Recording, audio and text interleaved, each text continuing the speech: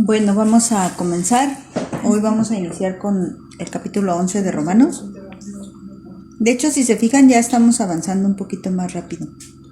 Por lo mismo de que hay palabras que ya vimos, pero algo que no debemos de olvidar y que se lo sigo repitiendo, que no olvidemos lo que ya vimos, porque se da por hecho que los nuevos temas tienen toda la relación con lo que ya vimos.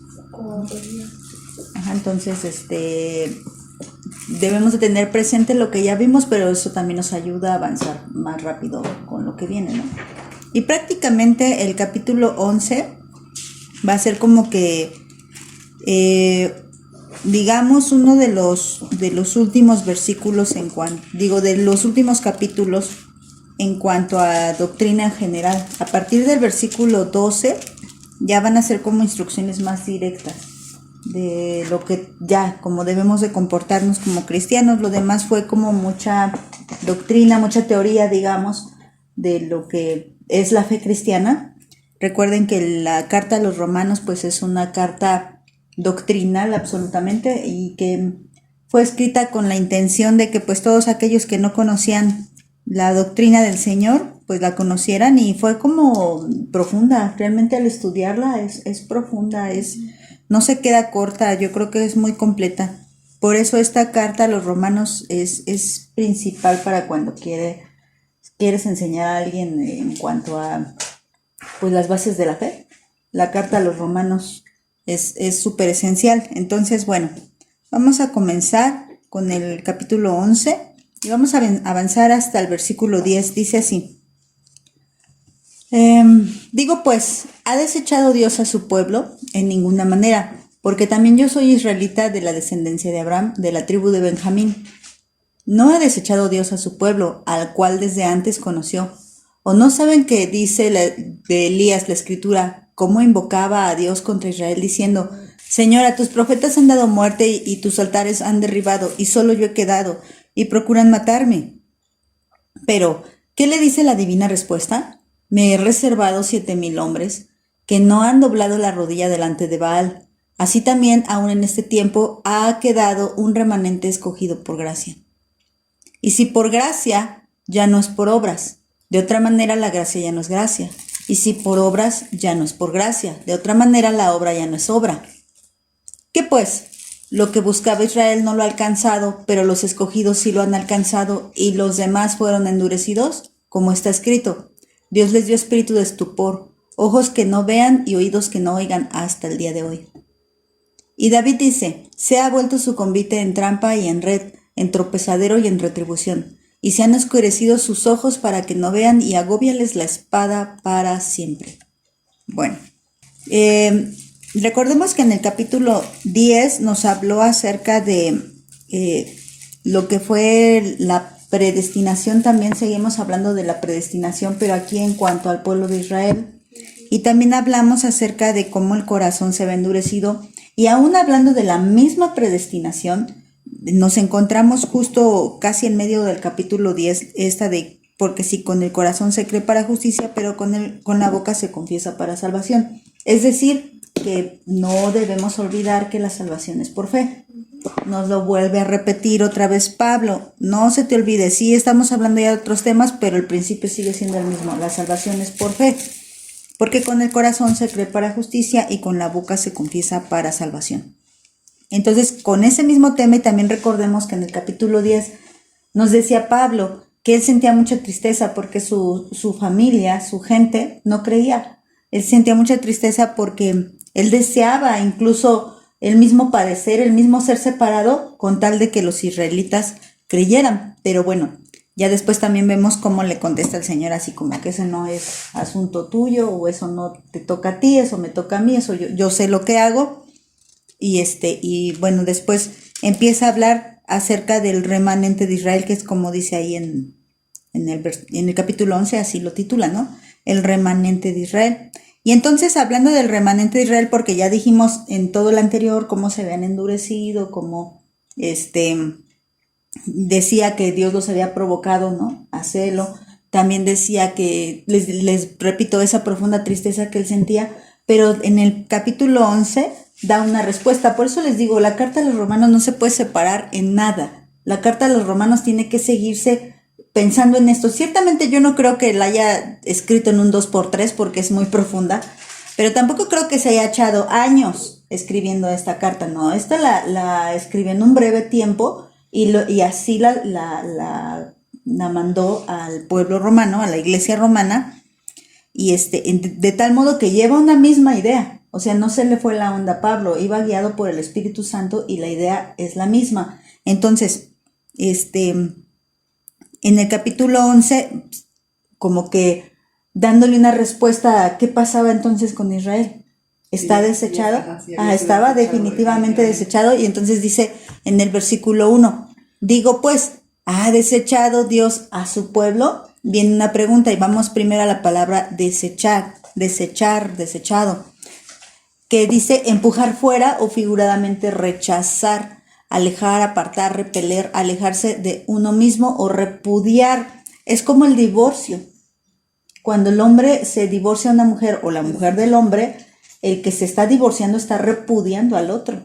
Entonces está diciendo, ¿ha repudiado? ¿Y qué pasa cuando un matrimonio se divorcia? ¿Hay esperanzas de que vuelvan a reconciliarse? La verdad es que es muy raro que eso pase. A veces ahí en las películas románticas, así de que se vuelven a reencontrar, es muy raro.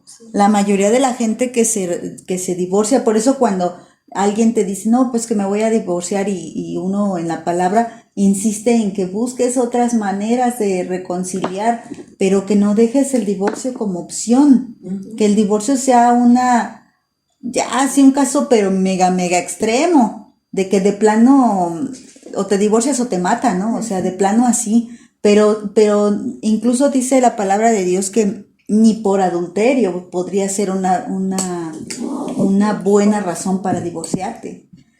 ¿Por qué? Porque siempre existe la reconciliación, siempre existe la restauración, siempre existe el perdón, y mucho menos por cualquier otra tontería de que no me habla bien, no me cae bien, no me lleva flores, no me compra lo que yo quiero, o el hombre, no, es que no se baña, la mujer es que está chinguiñosa, es que está despeinada. Esas son tonterías por las cuales viene el divorcio, ¿no? Pero bueno, hoy en día pasan esas tonterías, ¿no? Entonces, entonces dice, bueno, pues si pensamos que es así, creemos que nuestro Señor, si el Señor dice que Él aborrece el divorcio, ¿creemos que Él tomará la decisión de divorciarse de Israel? Pues no. Por eso dice, ¿ha desechado Dios a Israel? En ninguna manera. Y ¿se acuerdan que en ninguna manera se traducía también como no puede llegar a ser? Esto no puede llegar a ser. Ahora, ¿por qué?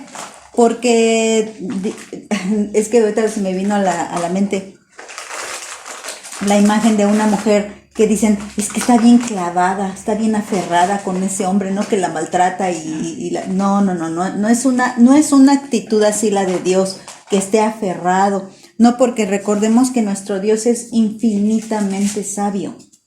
Entonces, fíjense, estaba yo pensando, cuando tú prometes algo, y nosotros lo hacemos tontamente, fíjense, nosotros prometemos algo porque tenemos cierta seguridad en que lo vamos a cumplir, ¿no? O sea, yo te prometo que mañana, no sé, a mi esposo, no, mañana sí te hago esa comida que tú quieres, porque ya no sé, yo calculé que tengo el dinero, que tengo el tiempo, que tengo todo, ¿no? Que aparte lo sé hacer, entonces yo le prometo. Pero no calculo todo lo demás que pudiera llegar a pasar, ¿no? Que me enferme, que me atropellen, que me caiga, que no sé, X cosa, ¿no? El punto es que por eso Dios nos dice a nosotros que nosotros no debemos de prometer, porque nosotros no controlamos y porque aparte hay algo bien importante, tú no tienes conocimiento de lo que pasará en el futuro. No lo tienes, por esa razón tú no puedes prometer, porque tú no sabes exactamente qué va a pasar mañana.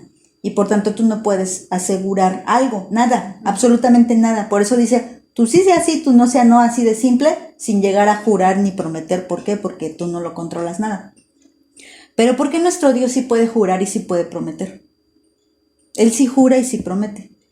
Él sí cumple y él sí. Él sabe, conoce el futuro. Porque él conoce el futuro, absolutamente. Entonces, él conoce el futuro y por lo tanto, él sí puede jurar y sí puede prometer porque él sabe exactamente todo lo que viene, todo lo que va a pasar, porque para él no hay presente, pasado y futuro, ¿no? Para él hoy es hoy y para él no hay limitación. Recordemos que él se maneja en el tiempo kairos, ¿no?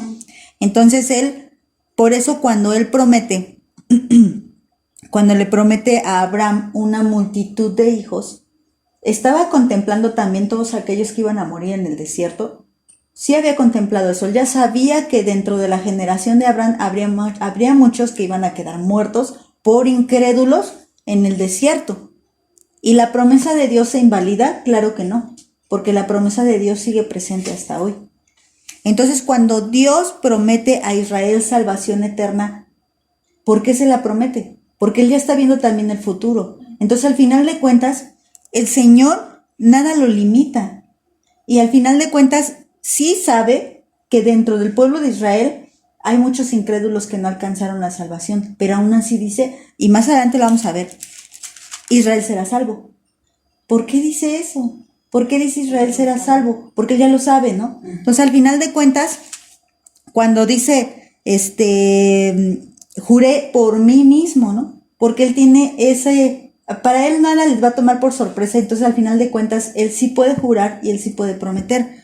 Cuando promete vida eterna, ¿no? Por ejemplo, el Señor dice, cuando le dan a los 12 apóstoles, y le dice, hay uno al que no, porque Dios ya le conocía, ¿no?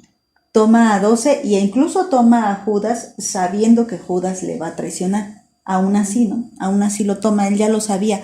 Y cuando él está orando, dice, no, creo que no es cuando está orando. Hay una parte donde él dice, todos excepto él, que es el diablo, ¿no? Dice, ninguno se me... Sí, creo que es cuando está orando. En el capítulo, me parece que es el capítulo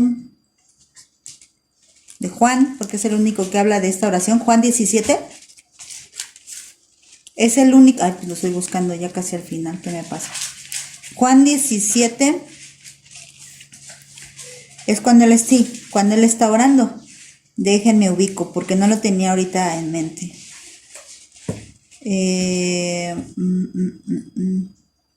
La parte donde dice, ninguno se me ha perdido.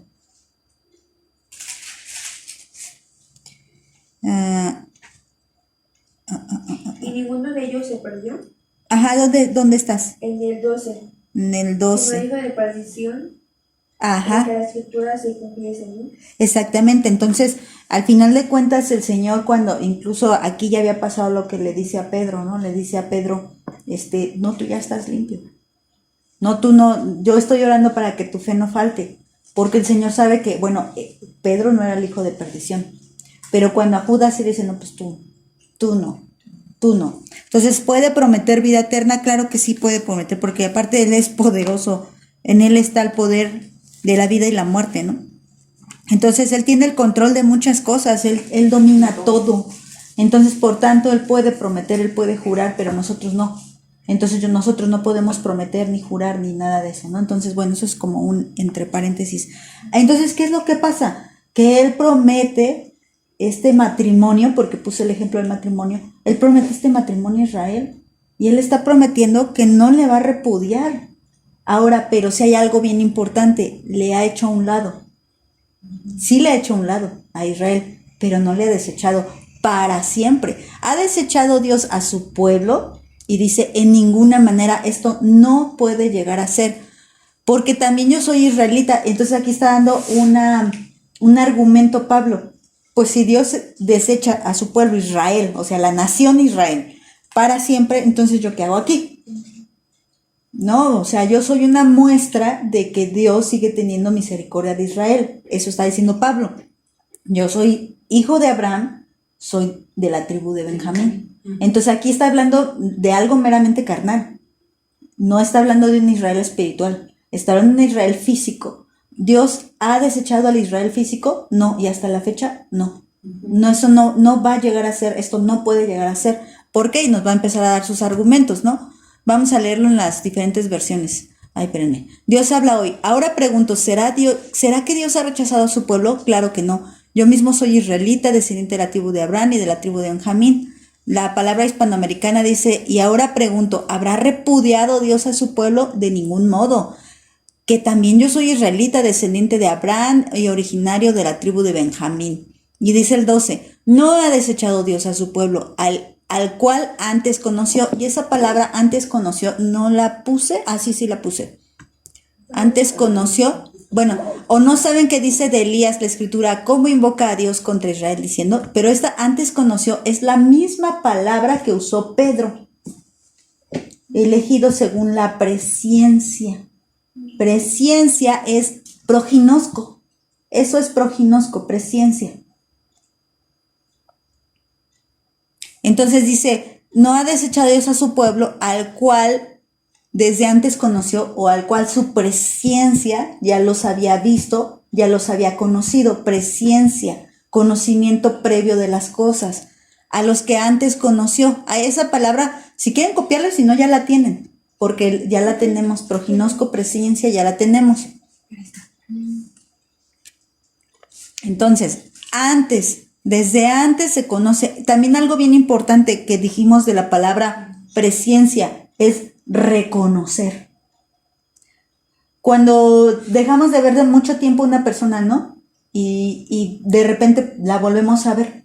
A veces hasta la familia, ¿no? Uy, te vi cuando estabas bien chiquito y ahora ya estás bien grandote. ¿Qué pasa? A veces los reconocemos o a veces no los reconocemos.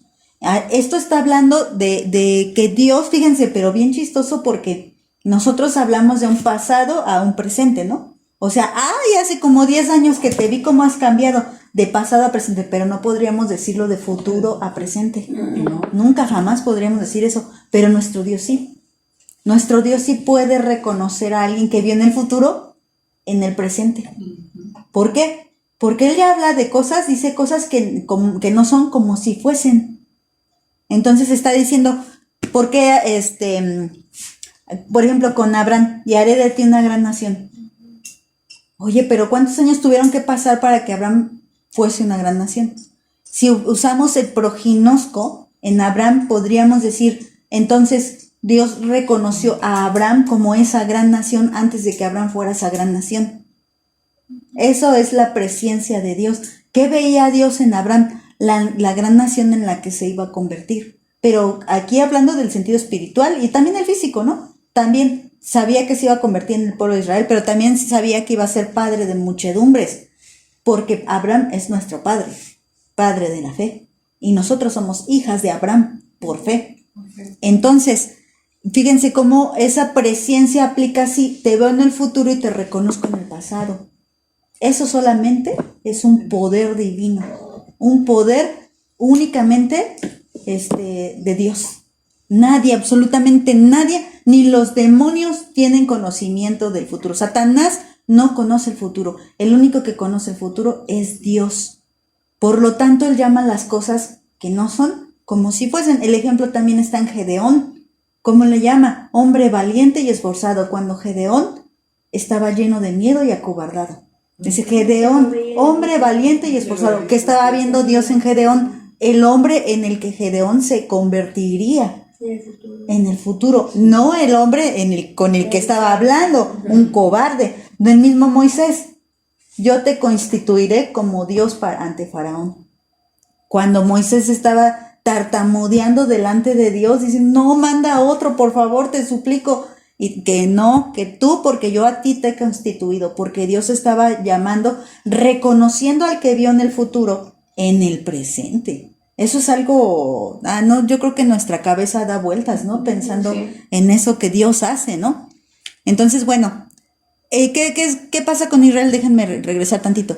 No ha desechado Dios a su pueblo al que antes conoció. ¿Qué quiere decir? Yo veo a mi pueblo Israel, por ejemplo, una profecía, los 144,000. Dios ya nos habló de eso y eso no ha sucedido. ¿Y hace cuánto que Dios dijo eso? Hace más de 2000 años. Sí. Y entonces ya lo vio, y ahorita Israel, ¿qué pasa con el Israel de hoy?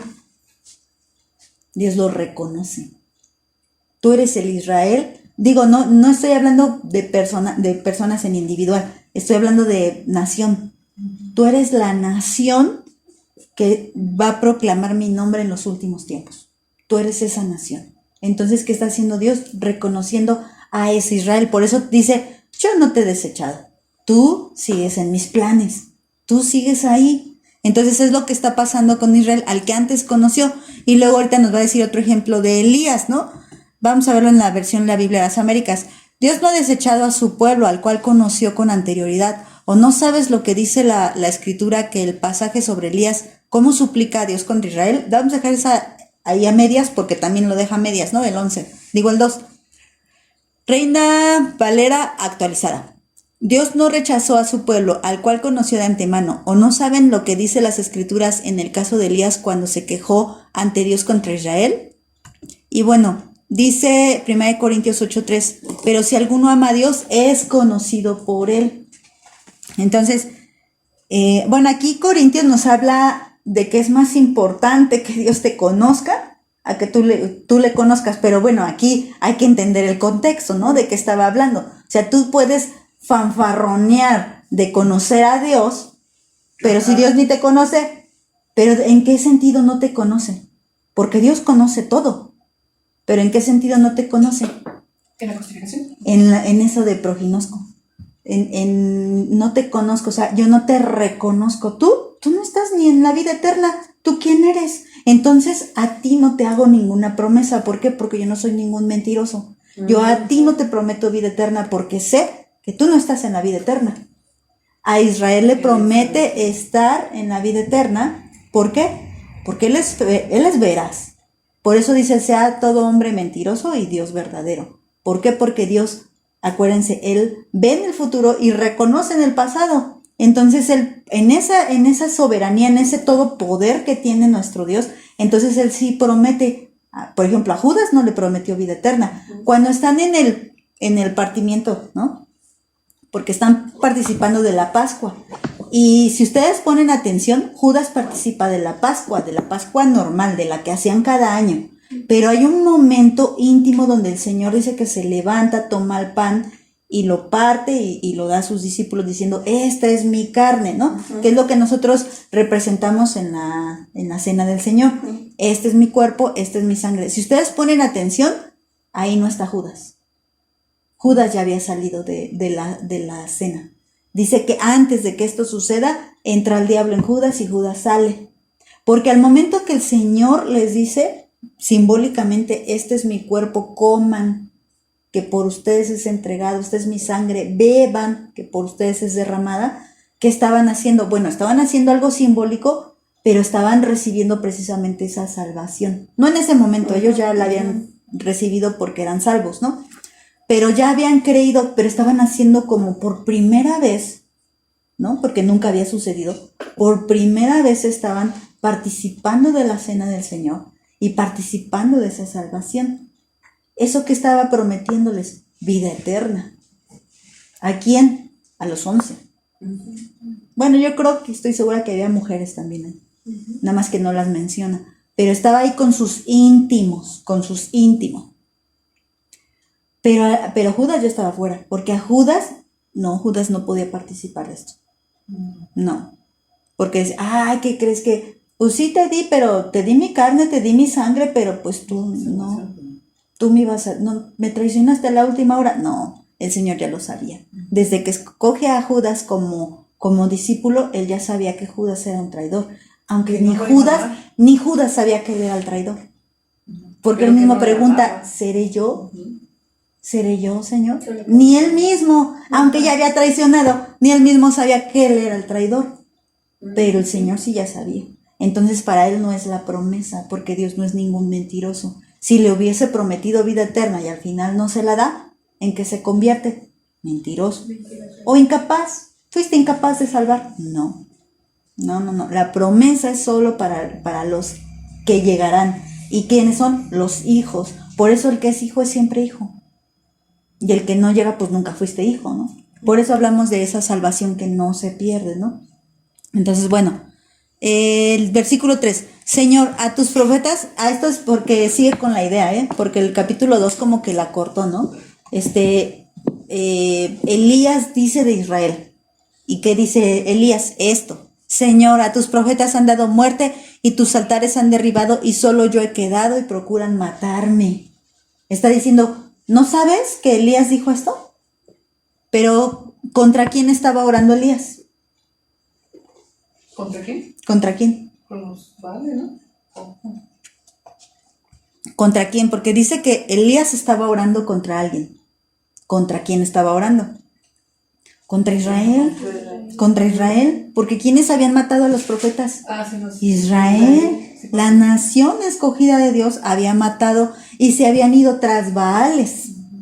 Y entonces, ¿por qué? Acuérdense que Pablo está explicando por qué Dios no ha desechado a Israel. Entonces dice, si Elías, ¿y quién es Elías? El profeta yo creo que más reconocido. Porque Moisés es el que trajo la ley, ¿no? Pero después de Moisés, Elías. Hay muchos profetas, pero Elías era así como que no, Elías, no el profeta Elías. No confundían por todas las señales que hacía Jesucristo, cual nunca había hecho alguien más. Decían, es Elías que resucitó. ¿Por qué? Porque respetaban mucho a Elías. Porque para los israelitas, Moisés y Elías eran respetables, ¿no? Acá mis respetos. Entonces diciendo, Elías, el profeta respetable, estaba orando contra Israel, contra esa nación, porque recuerden que está diciendo, ¿ya desechó Dios a Israel? Pues ni con la oración de Elías lo desechó, porque le contesta, bueno, primero vamos a ver, Dios habla hoy, Señor, han matado a tus profetas y han destruido tus altares, solo yo he quedado con vida y a mí también me quieren matar. Eso es lo que estaba haciendo Israel. Y Nueva Biblia Vida dice, él se quejaba ante Dios así, fíjense, se estaba quejando de Israel. Dios Todopoderoso, me duele ver cómo el pueblo de Israel ha quebrantado el pacto contigo, ha derribado tus altares, ha dado muerte a tus profetas, solo yo he quedado y ahora están tratando de matarme a mí también. Es cuando lo de Jezabel. Y versículo 4 dice, pero ¿qué dice la divina respuesta? Me he reservado 7,000 hombres que no han doblado la rodilla delante de Baal. ¿De dónde salen esos 7,000 hombres? Me he reservado 7,000 hombres. ¿De dónde salen? ¿De dónde son? De Israel. De Israel. Entonces, Elías se queja y ora contra Israel. Pero el Señor dice, no, espérate. Sí, yo sé que se han desviado, sé que se han depravado contra Baales, con los Baales más bien. Pero yo me he reservado 7,000. Pero si te pones a pensar 7,000, ¿qué son? Nada, casi nada, porque estamos hablando de cuánto hay en un país. 7,000 personas mexicanas, ¿qué serían para México? Nada. Entonces para Israel pasa lo mismo. 7,000 israelitas que no se convirtieron a los Baales son nada. Pero al final de cuentas, esos 7,000 es lo que llaman remanente. Entonces el Señor siempre tiene su remanente. Lo mismo que pasa, ¿se acuerdan en la transición de lo que fue la iglesia de... Primero fue Éfeso, luego fue Esmirna, luego fue Pérgamo y Tiatira, luego sigue Filadelfia, ¿no? Y cuando pasamos esas tres, se va reduciendo la población cristiana, verdaderos hijos de Dios. Se va reduciendo para cuando llegamos a Filadelfia, nos queda solo un remanente. Poquititos, ¿no? Como, bueno, que fue en la época de lo que fue Tiatira y Filadelfia, la época de la Reforma cristiana. ¿Y qué estamos hablando? De que había una población, digamos, casi total de iglesia católica y casi nada o imperceptible de verdaderos hijos de Dios. Donde está Martín Lutero, Juan Calvino, John Hus, todos estos, ¿no? Entonces, bueno, muy pocos, un remanente muy pequeño es el que Dios siempre guarda, siempre Dios va a mantener con vida su remanente. Entonces, bueno, dice el Nueva Biblia Vida, recuerden lo que respondió Dios, tienes que saber que aún quedan 7,000 hombres de Israel que jamás se han inclinado, pero fíjense, jamás se han inclinado ante Baal ni lo han adorado. O sea, aún hoy en día, fíjense que a pesar de que podrían, si hacen un censo y le preguntan a la gente, ¿tú eres católico o cristiano, no? si solo fueran esas dos. Pues a lo mejor muchos dirían que no son católicos y son cristianos. Pero de esos cristianos que digan que son cristianos, muy pocos realmente son cristianos. Entonces, ¿realmente qué queda de la iglesia también? Un remanente. Muy pequeño. Pequeño. Un remanente pequeño. Pero siempre el Señor, Él sabe. Y Él se guarda un remanente. Siempre, siempre, siempre, siempre. Nunca va a ser, pero también algo bien importante, ese remanente nunca va a ser de uno. Nunca va a ser solo una iglesia, nunca va a ser solo una persona o solo una familia, jamás va a ser así, porque entonces también va a haber soberbia en el corazón de pensar, como en Elías. Elías aquí estaba sufriendo más que de otra cosa, de depresión, porque decía, es que solo soy yo, estoy solo, ¿no? Y se sentía, pues hasta desamparado. Y, se sentía solo luchando contra el mundo y le dice el Señor, no estás solo. Sí son pocos, pero no estás solo. Entonces hoy en la iglesia pasa lo mismo. Sí somos pocos los verdaderos hijos de Dios, pero no somos los únicos. Somos todavía un remanente que sigue buscando orar, humillarse. ¿Para qué? Señor, ayúdanos porque la lucha está bien fuerte. Ayúdanos porque el ataque del diablo está hasta dentro de la iglesia, hasta dentro de los que se llaman hermanos y no lo son. Entonces, siempre va a haber un remanente. Traducción lenguaje actual dice, pero Dios le contesta, todavía tengo 7,000 israelitas que no han adorado al falso Dios Baal. Y esto viene en Primera de Reyes, capítulo 19, versículo 9 al, creo que como 19. Lo leo rápido. Y allí se metió en una cueva donde pasó la noche, y vino a él palabra de Jehová, el cual le dijo, ¿qué haces aquí, Elías? Él respondió, he sentido un vivo celo por Jehová, Dios de los ejércitos, porque los hijos de Israel han dejado tu pacto, han derribado tus altares y han matado a espada a tus profetas, y solo yo he quedado y me buscan para quitarme la vida. Eso es la cita paralela. Ahí me quedé en el 10, pero si nos vamos hasta el 15, dice, y le dijo Jehová, ve, vuélvete por tu camino, por el desierto de Damasco, y llegarás y ungirás a Hazael por rey de Siria. Y yo haré que queden en Israel 7,000 cuyas rodillas no se doblaron ante Baal y cuyas bocas no lo besaron. Entonces ahí me fui del 15 y luego leí el 18. Ajá. Entonces, esas son la cita paralela. Dice el versículo 5 de Romanos 11. Así también aún en este tiempo ha quedado un remanente escogido por gracia. Pero este remanente, ¿cuál es? ¿Aquí? No, del que dice Israel, es Israel, porque estamos hablando de Israel. Entonces dice Pablo, aún hoy en día queda un remanente. Y hoy en día queda un remanente, hermanas. Todavía en Israel hay gente que cree en el Señor Jesucristo. Porque los que no creen en el Señor Jesucristo, no hay forma que sean salvos. Porque hay que entender que cuando Pablo dice, y todo Israel será salvo, no anula el que se es salvo por fe. O sea, no, porque muchos dicen, es que ya ves, Israel va a ser salvo ya, sí o sí va a ser salvo. Bueno, es que acuérdense que el Señor está hablando de cosas futuras en el pasado. O sea, el Señor sabe lo que va a pasar en el futuro y te lo está diciendo hoy a ti en el pasado de ese futuro, ¿no? Dice, pero eso no quiere decir que Él va a romper su principio, que Él va a ir contra su propia palabra y los va a salvar aunque ellos no crean. Ajá, Eso no quiere decir eso. O sea, eso quiere decir que el Señor ya sabe que al final llegará un tiempo en que Israel creerá. Y entonces, ¿qué? Israel será salvo. Entonces, el principio sigue siendo el mismo. Por eso decimos, la Biblia nunca jamás se contradice. Y si tú crees que se contradice, la que está mal eres tú. La Biblia no se contradice. Entonces, hay que buscar siempre la respuesta que tiene la palabra de Dios para eso que estamos leyendo. A lo mejor al momento que lo leemos como que nos alborota el pensamiento, no sabemos, pero siempre vayamos a los principios, a lo que ya el Señor nos enseñó, y si no está contradiciendo los principios, bueno, lo estamos entendiendo bien. Si está contradiciendo los principios, lo estamos entendiendo mal. Entonces nos queda claro que la salvación es por fe.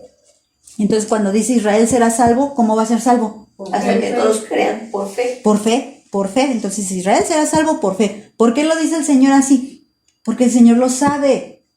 porque el Señor es omnisciente y a los que antes conoció, a estos predestinó. Ajá, entonces, ¿qué predestinó en Israel? Salvación. Salvación para ¿Por su qué? pueblo. Porque ya los reconoció, porque el Señor sabe que también ellos, y no hay la excepción de que Israel va a ser salvo por otra cosa, no. Israel es salvo por la fe. ¿Y por la fe en quién? En Jesús. Entonces un día, Israel va a reconocer a Jesús. Y eso el Señor ya lo sabe y lo está. Por eso muchas veces cuando Él dijo, cuando esto pase, recuerden que yo ya se los dije. Porque Él es Dios. Porque si Él no supiera el futuro, Él no es Dios. Pero Él es Dios, por eso dice, cuando esto pase, ustedes acuérdense que yo ya se los había dicho. Ajá. Entonces cuando veamos, bueno, no sabemos si vamos a ver a Israel salvo o no, ¿verdad? Pero si Dios nos permite llegar a ese tiempo y vemos a Israel salvo, el Señor ya lo había dicho. Como cuando sus discípulos, ¿no? Pasaban ciertas circunstancias que el Señor les había enseñado y ellos no lo entendían en el momento, pero cuando lo vivieron, como que cuando lo y decía, resucitó, y se acordaron. se acordaban de las escrituras que ya estaban. Y decía, y se acordaban lo que Él les decía. Ay, que Jesús dijo esto, ¿no? Como cuando no se acuerdan que va a resucitar. Y Él resucita y tampoco lo creen. Pero ya cuando por fin creen, se acuerdan que Jesús les dijo, los veo en Galilea. Dicen, pues vámonos a Galilea porque Él quedó de llegar a Galilea.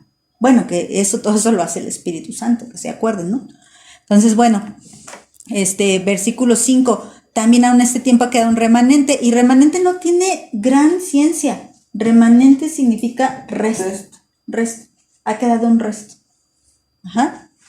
Yo lo busqué en el Teller, en el Mons y en el Strong, y es resto. Entonces no hay gran ciencia. Ha quedado un resto. Ajá. La Nueva Biblia Vida dice, en la actualidad sucede lo mismo, queda un grupo que Dios ha escogido por su amor gratuito. Y Biblia, la palabra hispanoamericana, pues lo mismo sucede en nuestros días. Dios ha escogido un resto por pura gracia. Eso claro que sí, la salvación sigue siendo por gracia, no por méritos. Ese resto, esto también es importante. No podemos decir que, supongamos, nosotros somos el remanente de la iglesia porque somos buenas. No. Todo, la salvación siempre es por gracia. Entonces Israel será salvo por fe, pero por gracia. Porque por gracia somos salvos por medio de la fe. Entonces la fe y la gracia están ahí, ambas. Y entonces por gracia será salvo Israel por medio de la fe. Entonces hay un resto que será salvo por gracia. Y dice traducción lenguaje actual, lo mismo pasa ahora. Dios es bueno y ha elegido un pequeño grupo de judíos que aún confían en Él. Aquí lo dice como, habla de la fe, habla de la fe. Versículo 6, y si por gracia ya no es por obras, de tal manera la gracia ya no es gracia, y si por obras ya no es por gracia, de tal manera la obra ya no es obra. Está como un trabalenguas, pero lo único que está diciendo, si es por gracia, no es por obras. Si es por obras, no es por gracia. Es lo único que está diciendo. Nada más que lo hizo como un poquito, yo creo que a lo mejor también estaba practicando la trabalenguas. ¿No es cierto? Por lo que ahora dicen también, eres tan buena que te vas a ir con zapatos así. No. Nadie. Bueno. No, y es que también debemos de entender que aún ya siendo cristianas y siendo hijas de Dios y conociendo la gracia, a veces se nos olvida la gracia. Entonces, por eso dice, si es por gracia, o sea, si tú eres salvo por gracia, ¿qué hiciste para ser salvo? Nada. Ahora, ¿cuáles son esas obras? Las obras, recuerden que a las que siempre se refiere para salvación son las obras de la ley. Entonces, ¿qué haces tú para ser salvo conforme a las obras de la ley? Nada. Y dice, bueno, y si es por obras de la ley, porque acuérdate que el que cumple la ley será salvo. Si tú cumples la ley y eres salvo, en el remoto caso, ¿no? Que digamos, muy nulo caso, entonces ya no necesitaste la gracia de Dios, porque lo que tú viniste a hacer, ¿qué fue? Cumplir la ley. Entonces a mí no me regalaste nada, yo cumplí con lo que tú me pediste. Es como el trabajo, ¿no? O sea, tú me dijiste, yo te voy a dar 500 pesos si me haces mi quehacer, y al final no lo hago, pero tú me dices, bueno, ya, ahí están los 500, ¿qué hiciste? Nada. Me regalaste los 500, entonces fue por gracia, y yo no hice nada, no me lo merecía. Pero ¿qué pasa si yo hago todo el quehacer y lo hago bien, tal cual me lo pidieron, y al final me dices, toma, te regalo 500 pesos. No, no me los estás regalando, me los gané. Sí. No es regalo. Entonces aquí está diciendo eso.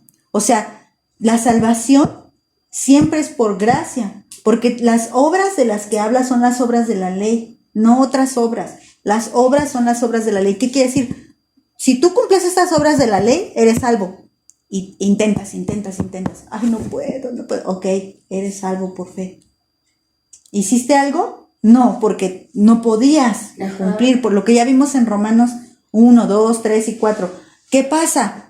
Yo no puedo ser salvo. La ley lo único que me enseñó es que soy bien pecadora, que soy inútil, que mi carne gana, que estoy bajo la ley del pecado, también lo vimos en el capítulo 7, y entonces lo único que hace la ley es traerme a mi necesidad de una salvación a la que no puedo alcanzar.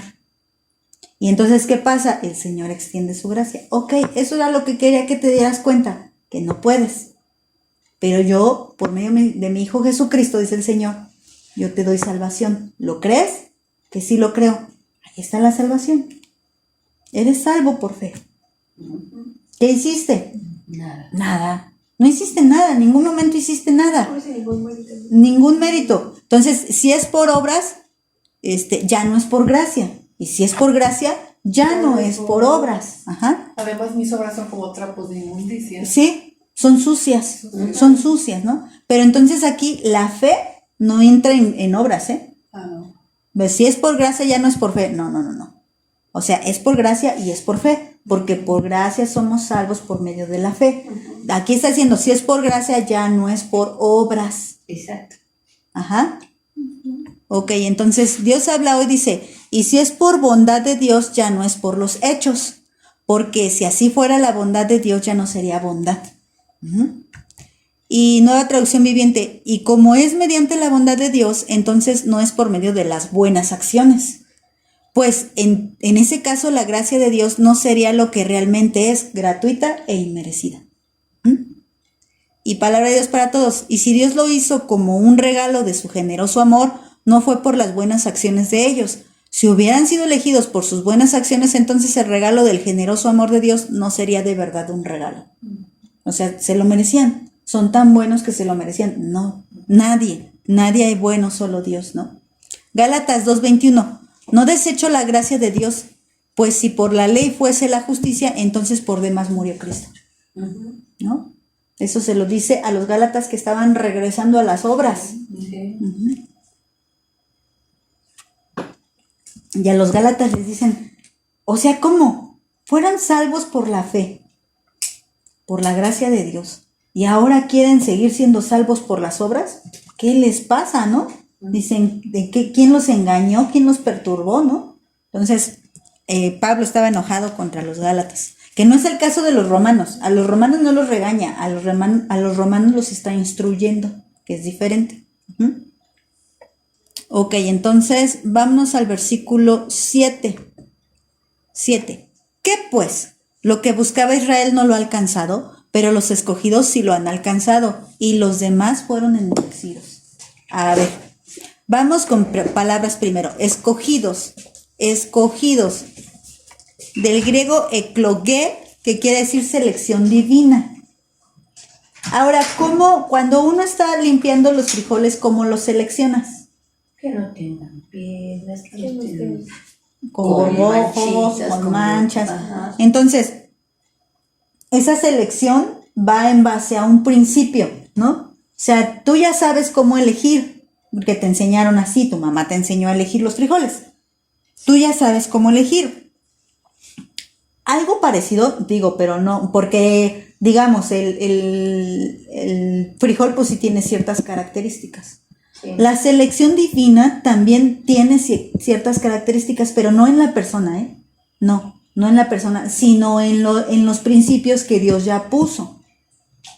Cómo el Señor da salvación a algunos y cómo el Señor no da salvación a otros. ¿Cómo sería el principio? Por creer. Fe. Baja fe. Por fe. Entonces, la selección divina es por medio de la fe. Ajá. Dice entonces, los escogidos sí alcanzaron. ¿Qué alcanzaron? Pues la salvación, ¿no? ¿Qué escogieron? ¿Qué han alcanzado la salvación? ¿Quiénes? Los escogidos. ¿Cómo fueron seleccionados? Otra vez, ¿cómo? Por fe. Por fe. Fueron seleccionados por fe. Ajá. Y dice que pues lo que buscaba Israel no lo alcanzó. ¿Por qué no lo alcanzó Israel? No tenía fe. Porque no tenía fe. Ajá, porque no tenía fe. Pero fíjense, bien chistoso. Aquí dice, voy en el 7, ¿verdad? En el 7. Y los demás fueron endurecidos. Los escogidos sí lo alcanzan, pero los demás fueron endurecidos. Pero a esos escogidos, hermanas, también hay israelitas escogidos.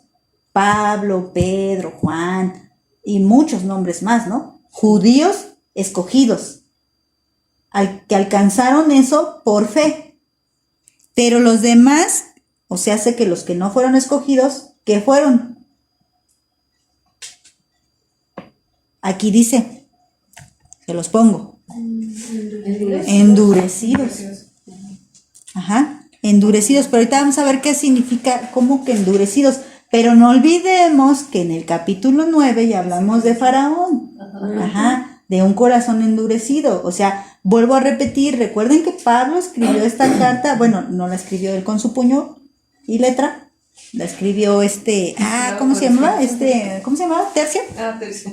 Ajá, entonces, él escribe, pero iban de corrido, yo creo que le iba dictando. Entonces, cuando él llega a esta parte de fueron endurecidos, ya había hablado del Faraón. Entonces, ¿cómo se endurece un corazón? Ya lo sabemos, hermanas, ya lo vimos con lo del Faraón. ¿Cómo se endurece un corazón? Por no creer. Por no creer, por falta de fe, ajá. ¿Y qué más? ¿Por ignorancia? No. Porque puede ser que tú desconozcas algo, pero luego viene alguien y te enseña. Pues si tú no tienes un corazón endurecido, sea el tema que sea, si tú no tienes un corazón endurecido, caray, no lo sabía, y ya adoptas esa enseñanza. Entonces la ignorancia no necesariamente te lleva a un corazón endurecido. Por ser realmente dolor. Por desobediencia y por falta de fe. ¿Qué pasaba con Israel? Eran desobedientes, eran constantemente rebeldes. El Señor decía una cosa, ellos hacían otra. Que no salgas a buscar a maná en el sábado, y salían a buscar maná en el sábado. Que salieras todos los días, o que no acumules más maná de lo normal porque al otro día cae, y acumulaban más maná. Que hoy solo porque se me va a caer gusano. Ajá, y le caía gusano al maná porque eran desobedientes. Entonces, ¿qué tenían ellos? Por su incredulidad, precisamente porque esa es la raíz del endurecimiento, es que tú eres incrédulo. ¿Por qué tienes el corazón duro contra Dios? Porque no le crees. Esa es la verdad. O sea, cuando llegó Moisés ante Faraón, deja ir a mi pueblo, así dice Jehová, deja ir a mi pueblo. ¿Qué contestó Faraón? ¿Se acuerdan qué contestó? Sí se acuerdan, si no lo vimos, pero bueno, no lo vimos en Romanos, pero sí viene en la Biblia.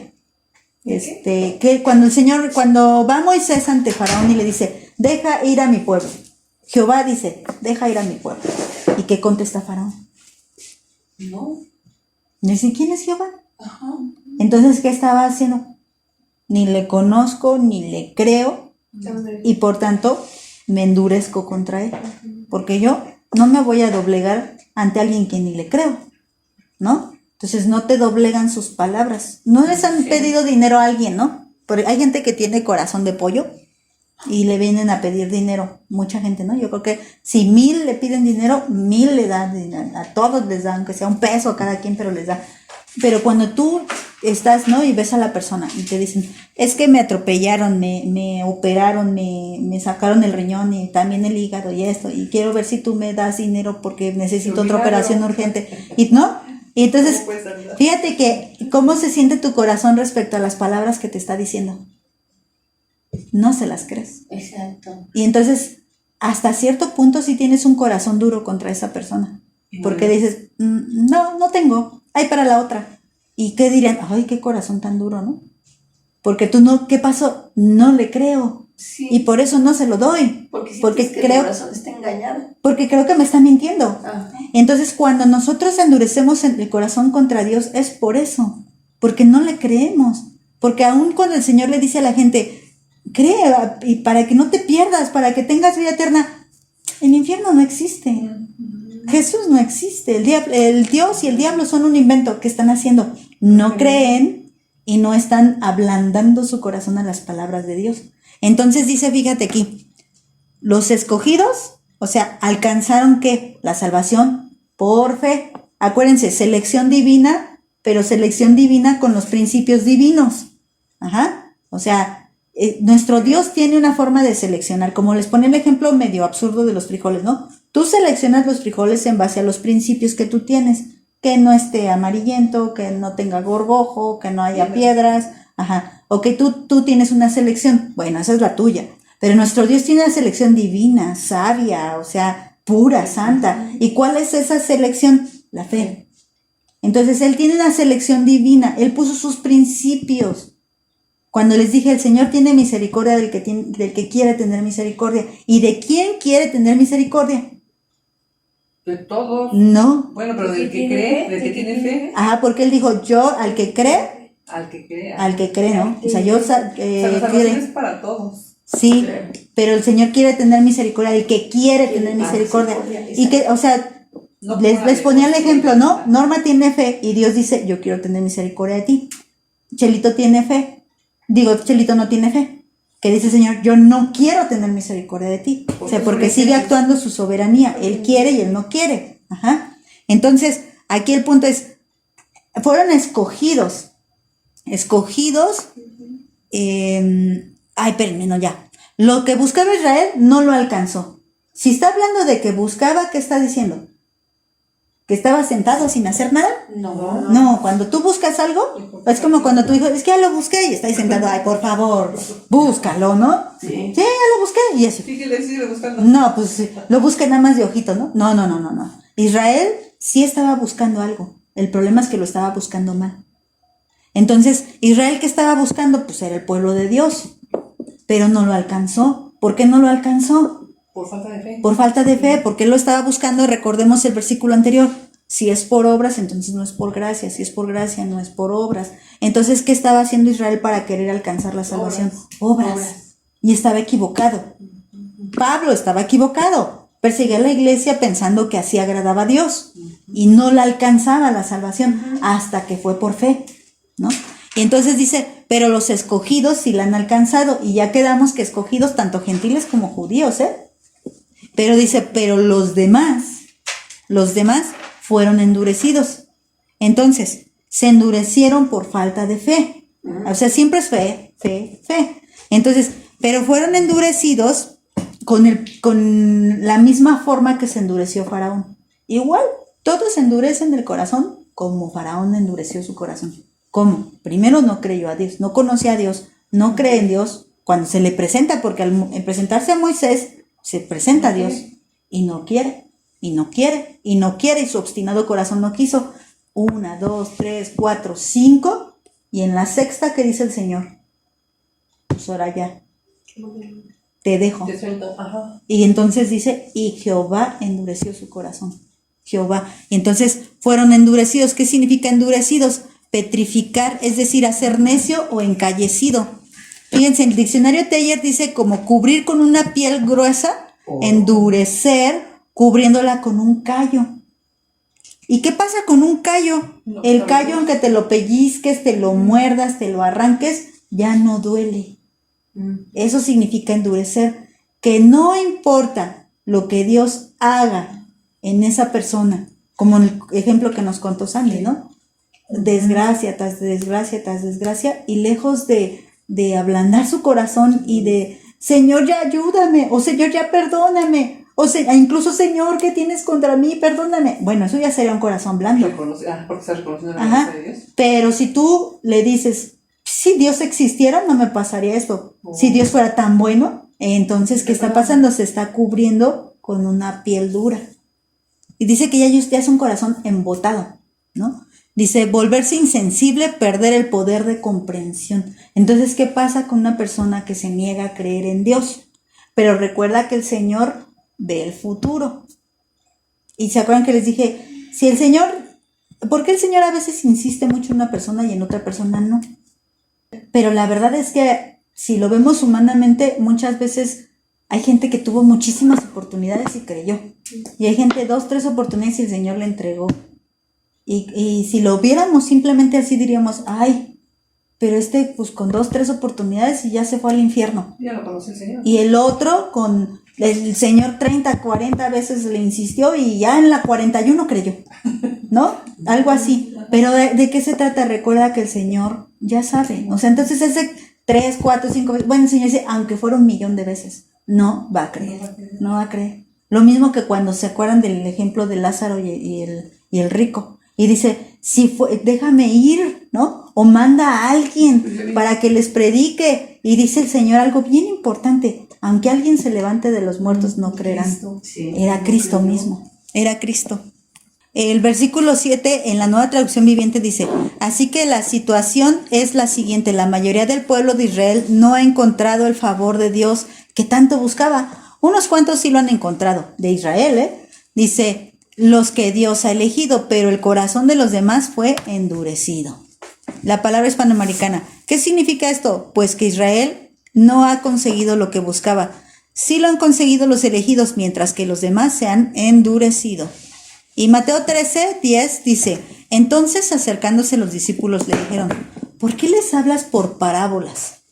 Él respondió y les dijo, porque a ustedes les es dado saber los misterios del reino de los cielos, mas a ellos no les es dado.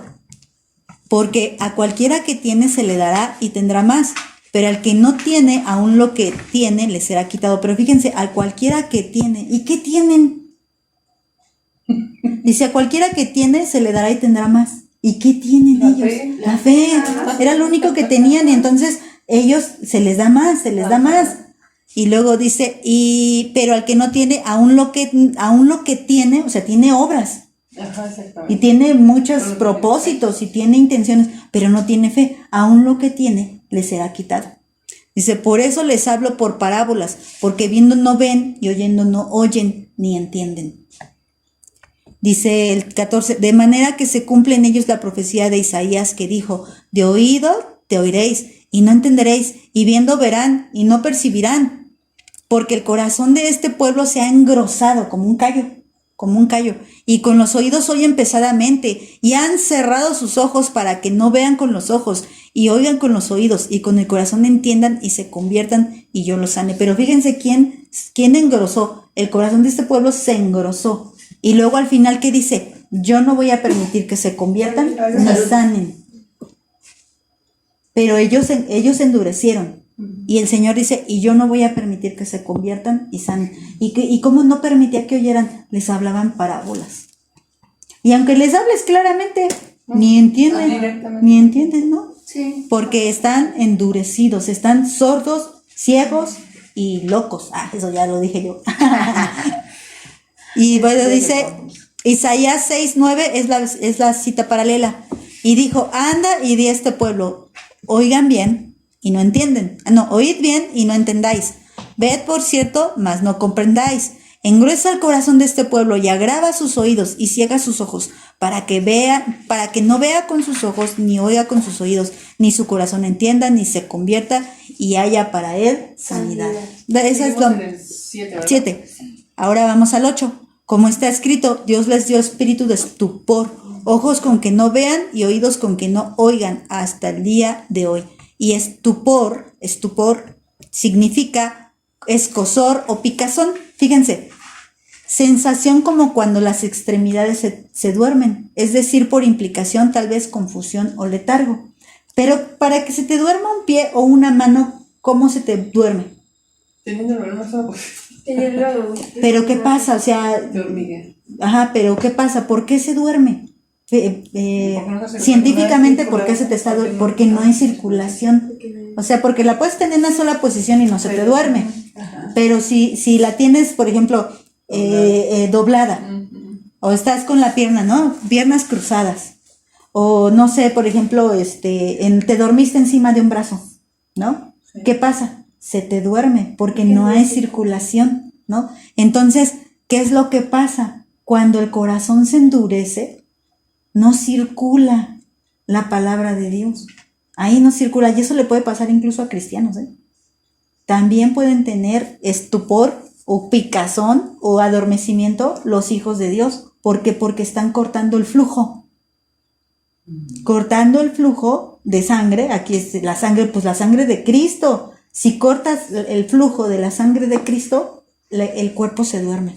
¿Y aquí en qué sería? El espíritu, el alma se duerme. Porque la sangre de Cristo fluye en tu alma. Ajá. Entonces, eso es lo que pasa cuando un corazón está duro. ¿Y cómo se endurece un corazón? Dos cosas, ya les dije. ¿Cuáles son? A ver si me hicieron caso. Se endurece un corazón ¿por qué? Porque no tienes fe. Porque no tiene fe y porque no obedece. Ajá, No hay obediencia. y porque no hay obediencia. Entonces, bueno, ok, tú ya eres cristiana, tú ya pusiste tu fe en el Señor Jesús, eres salva, el Señor ya sabe que eres hija de Dios, pero te puedes estar adormeciendo. ¿Por qué? Ya no sería a la mejor por falta de fe, porque la fe en el Señor Jesucristo la tienes. Pero entonces, ¿por qué sería? Por falta de obediencia. Si no obedeces, la sangre no fluye. Y entonces, ¿qué pasa? Bueno, es un decir, no para salvación, no estoy hablando de salvación. Estoy hablando como que detuvieras ese flujo o esa palabra de vida que te da a ti, el agua viva, la palabra de vida, la sangre de Cristo que te da a ti todo, porque la sangre de Cristo que hace en ti te purifica, te limpia, te sana espiritualmente, te da vida. Si tú detienes ese flujo, esa extremidad se adormece. Y si la detienes por mucho tiempo, muere. Entonces, bueno, obviamente hay áreas en tu vida que sí pueden morir completamente. Por ejemplo, si tú no permites que la palabra de Dios, que la vida de Dios fluya en tu matrimonio, ese flujo se tapa, y si no lo dejas fluir, va a morir. Y cuando ya no perdonas, ¿no? Ajá, entonces va a llegar un momento que aunque quieras recuperar tu matrimonio, ese matrimonio está muerto. Ya no hay vida y hay que cortarlo. Como cuando se pudre un dedo, por más que lo quieras salvar, ya no se salva. Así, o con tus hijos, o en tu iglesia, o sea, algo pudieras estar cortando la circulación y provocar una muerte. Bueno, igual, como te digo, eres hija de Dios, el Señor ya sabe, Él ya te vio en el futuro, pero igual te vio mocha. Digo, sí llegó, pero llegó mocha, ¿no? Igual vio el Señor que esa parte de ti se murió, pero no estoy hablando de salvación ni de vida eterna, estoy hablando de otras cosas. Pero bueno, en el caso de los que no creen, como nunca dejaron fluir la sangre de Cristo, si no hay sangre no hay vida. Entonces están muertos, ellos están completamente muertos. Eso es otra cosa. Entonces, por eso dice, tienen un espíritu de estupor. Es como una actitud o como una condición, más bien, de estupor, una condición de adormecimiento y de letargo. Por eso, cuando les hablas de la palabra, lejos de entenderla, los entorpece más. Están como, no sé, a usted sí nos ha pasado, yo creo que a todas nos ha pasado, que a veces estamos en la predicación y como que oímos lejos, lentos, vemos doble, porque estamos cansadas o a veces hasta agripadas, ¿no? Que es cuando más feo sientes, dices, ay, me toca ir a la predicación, pero estoy bien agripada. Y de esas que escuchas profundo, estás aletargada y no escuchaste bien. Lo que el mensaje, por muy bueno que haya sido, no lo captaste. Porque estabas dormida o porque estabas drogada, a lo mejor por los antigripales, por lo que sea, pero estabas en otro rollo. Lo mismo pasa cuando una persona está en una situación así. Endurecimiento. Y está claro, a lo mejor el de al lado no está endurecido, dice, pero está clarísimo, ¿qué me estás oyendo? Y el otro no oye. No oye nada. Bueno, Dios habla hoy, dice, como dice la Escritura, Dios los hizo espiritualmente insensibles y así son hasta el día de hoy. Les dio ojos que no ven y oídos que no oyen. Nueva traducción viviente. Como dicen las Escrituras, Dios los hizo caer en un sueño profundo. Así les dio sueño, como les decía, ¿no? Hasta el día de hoy les ha cerrado los ojos para que no vean y les ha tapado los oídos para que no oigan. Pero fíjense, en su sabiduría Dios lo permitió. Hoy no lo vamos a ver, pero vamos a ver que esto Dios lo hizo con un plan perfecto. Dios permitió, porque igual Dios les puede dar un lavado de oídos para que despierten, pero no lo hizo, porque antes tenía que pasar otra cosa y permitió que ellos se aletargaran. Entonces dice Isaías 29:10, porque el Señor ha derramado sobre ustedes espíritu de sueño profundo. Él ha cerrado sus ojos, los profetas, y ha cubierto sus cabezas de los videntes. Los profetas estaban aletargados. Eran los mismos mensajeros de Dios los que tenían sueño profundo. Sí. Dice, y David dice, se ha vuelto su convite en trampa y en red, en tropezadero y en retribución. Aquí realmente ya hemos visto lo que es trampa, tropezadero, retribuir, pues es regresarle lo que se merece. Entonces, ¿qué nos merecemos todos? La muerte. Pero aquí David está orando de aquellos que tienen el corazón duro. Y dice, Señor, dales lo que se merecen. Bueno, también David luego estaba así como medio enardecido, enojado y oraba de ese tipo de cosas, ¿no? Y Nueva Traducción Viviente dice, y también David dijo que su mesa de abundancia se convierta en una trampa. Porque también la gente que está endurecida cree que puede tenerlo todo sin Dios. Por eso dice su mesa de abundancia. Yo trabajo, yo para eso me esfuerzo. Y dice aquí David, pues que eso se convierta en una trampa. Pero muchas veces esa trampa los puede llevar a Cristo.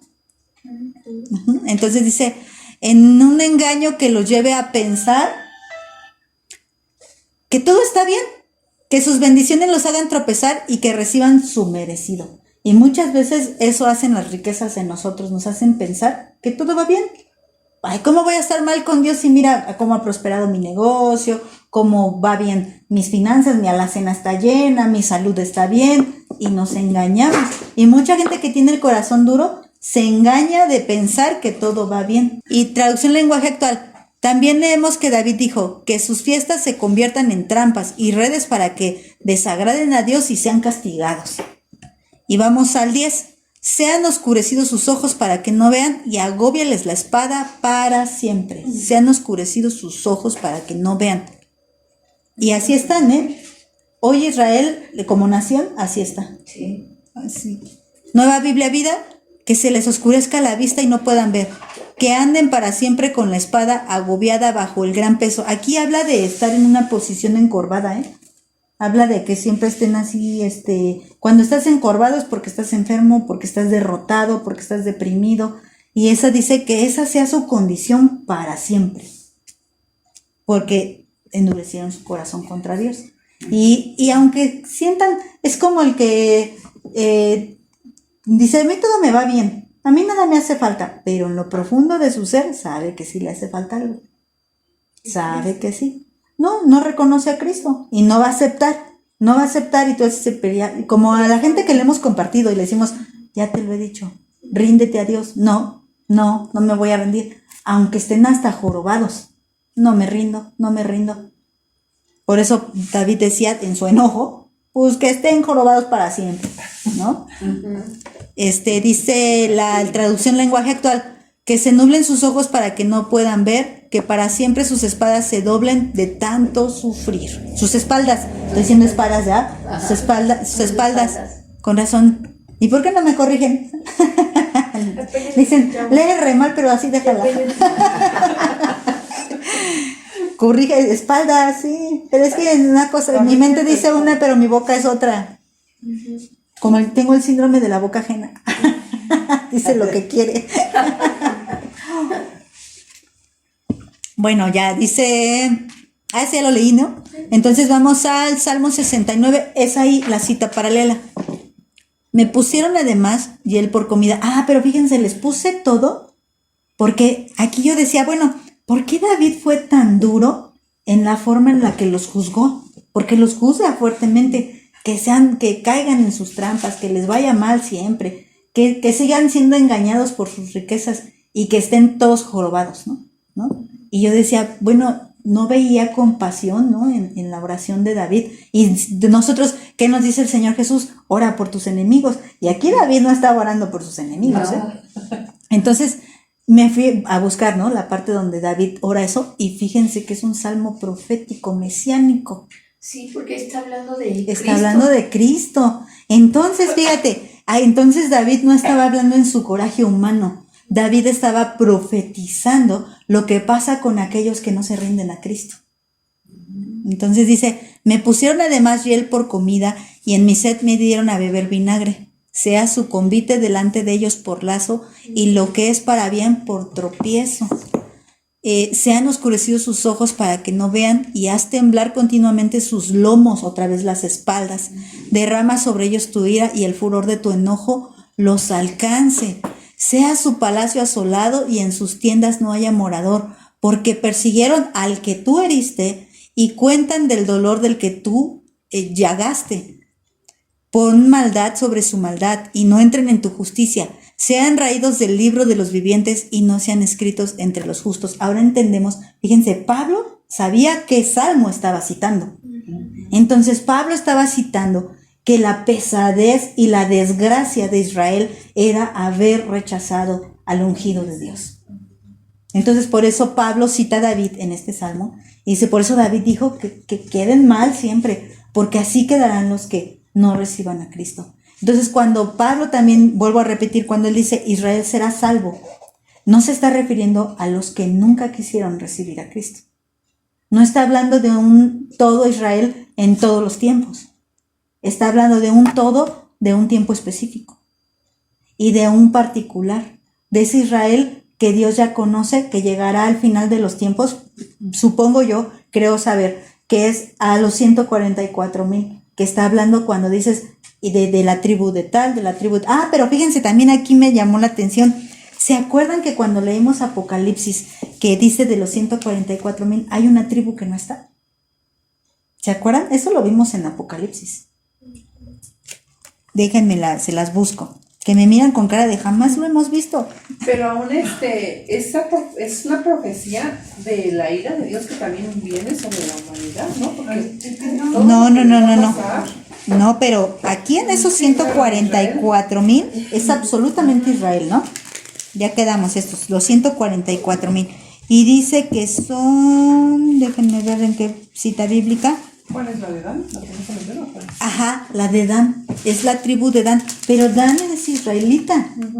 Pero Dan no está en los 144,000. ¿Dan? Pero dice, pero al final todo Israel será salvo. ¿También la tribu de Dan?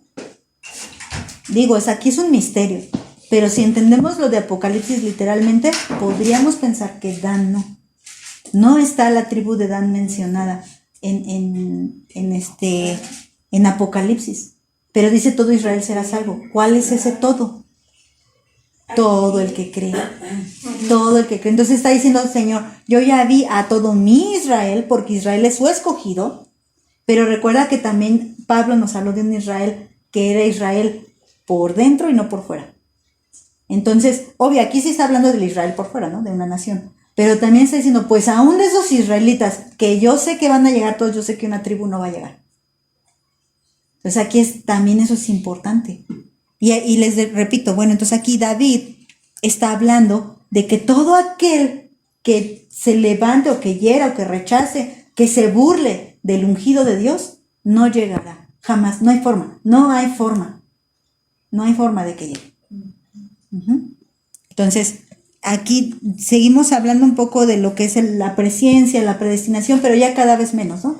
Y ya para el capítulo 12, pues ya prácticamente casi no vamos a hablar de la predestinación ni de la presciencia, ya vamos a hablar de más bien lo que entonces dice Pablo, bueno, pues ahora que ya sabes todo esto, tú tienes que hacer esto, ¿no? Entonces, bueno, vamos a dejarlo hasta aquí. Todavía no acabamos el capítulo 11, nada más llegamos hasta el versículo 10. Y pues vamos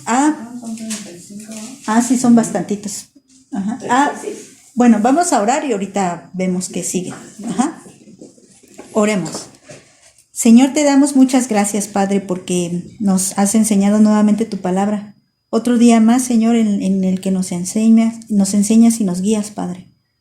Gracias, Señor, por esa bondad que no merecemos, como lo seguimos estudiando, Señor, porque tú quieres que nos quede muy claro que si es por gracia, no es por obras. Y si es por obras, no es por gracia. Gracias, Señor, porque no hay ningún mérito alguno que podamos nosotros presentar delante de ti, que digamos, por esto me salvaste, o por esta situación me salvaste. No, Señor, por tu gracia que así quisiste, Señor. Y Padre, yo te bendigo, Señor, porque tienes misericordia, porque nos enseñas, porque abre, Señor, nuestros ojos, no como en el ejemplo que estamos leyendo, que sus ojos fueron oscurecidos, su corazón endurecido, sus oídos cerrados para que no escuchen. Y con nosotros, como se los dijiste a sus discípulos, a ustedes les he dado a conocer. Gracias, Señor, por darnos a conocer esos misterios. Gracias porque no nos has dejado ciegas ante tanta maravilla, Señor. Síguenos enseñando, Padre, y no permitas que nuestros corazones se endurezcan por no obedecerte, por no creerte, Señor. Al contrario, Padre, sigue trabajando en nosotras para que seamos obedientes y gratas delante de ti, Padre. Sigue dándonos de ese don inmerecido para que podamos hacer y vivir una vida santa para ti, Señor. Gracias, Padre. Gracias por mis hermanas que están aquí, porque tú sigues obrando en ellas. Y ruego por las que no están, Señor. Por favor, Padre, obra también en sus corazones, Padre. Ayúdales, Padre, que ninguna de ellas ni nosotras nos endurezcamos contra ti, Padre. Te lo rogamos, Padre. En el nombre de tu Hijo amado Jesucristo. Amén.